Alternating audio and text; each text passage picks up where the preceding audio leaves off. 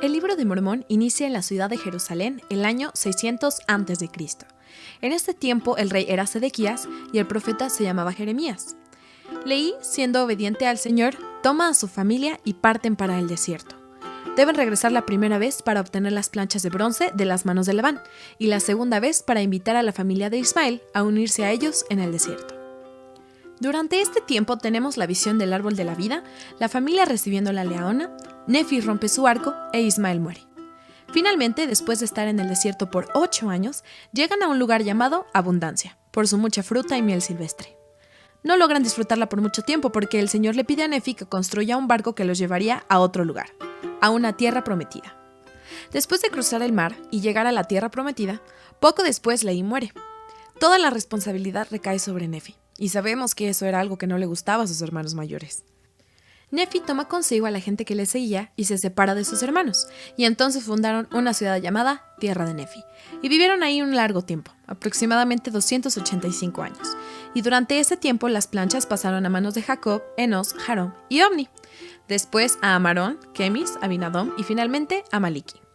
Aquí aprendemos cómo Mosía fue advertido por el Señor de separarse y llevar a gente recta con él. Mosía y su pueblo encuentran una ciudad que ya existía llamada Zarahemla, que se convierte en una ciudad principal durante el resto del libro de Mormón. A pesar de haber mucha gente en esta ciudad, le piden a Mosía volverse rey. Después de Mosía, su hijo Benjamín fue el siguiente rey. Había un grupo de gente que deseaba saber qué había pasado con la tierra de Nefi, así que se unieron y partieron. Sin embargo, nunca volvieron, y no sabemos hasta este punto qué les ocurrió. Cuando el rey Benjamín fallece, su hijo, quien también se llamó Mosía, se convierte en el siguiente rey, y el pueblo volvió a preguntarse qué había pasado con el pueblo de Nefi. Así que se alista otro grupo liderado por un hombre llamado Amón, quien trata de averiguar qué había pasado con ellos. Amón y su grupo se cruzan con Limi, el rey de la ciudad, y después que Limi se da cuenta de quién era Amón y de dónde venían él y su grupo, se alegra mucho y le comienza a narrar la historia del pueblo y de cómo todo empezó.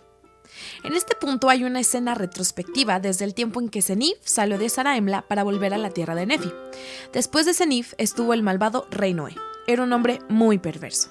El Señor envió a un profeta llamado Abinadí para amonestarle a él y a su gente.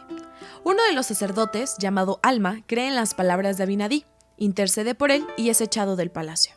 El rey Noé quema a Abinadí y envía guardias persiguiendo a Alma. Él logra escapar y llega a un lugar llamado Mormón, llevándose consigo a cuantos creyeron en sus palabras. Hasta este punto, la narración regresa a Limi y Amón. Limi, antes de la llegada de Amón, había mandado un pequeño grupo para buscar la ciudad de Zarahemla, y perdidos en el desierto encontraron una tierra en ruinas, cubierta de huesos secos, y creyeron que esa había sido la tierra de Zarahemla, donde encontraron unas planchas de metal con la historia de ese pueblo, que es la historia de los jareditas, quienes llegaron mucho tiempo antes que la familia de Lehi y que fueron destruidos en ese tiempo. De todos ellos solo sobrevivieron Coreantum y Éter. Mulek, hijo del rey Sedequías, escapó de Jerusalén. El Señor le guió a él y a su gente al continente americano. Coreantum, el último sobreviviente de la nación jaredita, vivió con ellos hasta su muerte. Entonces los habitantes del pueblo de Zarahemla eran descendientes de Mulek, los llamados Mulequitas, quienes finalmente se unen a los nefitas. Volviendo, Limi y Amón logran librarse de los lamanitas y regresan a Zarahemla. Ahora leemos una historia paralela de Alma y de sus seguidores que están bajo la esclavitud y cómo es que logran volver a Zarahemla. No creo que sea coincidencia que tengamos dos historias de esclavitud y de liberación una junto a la otra. Creo que Mormón quería que nos diéramos cuenta de cómo una es librada por sus propias manos y cómo la otra depende completamente del Señor.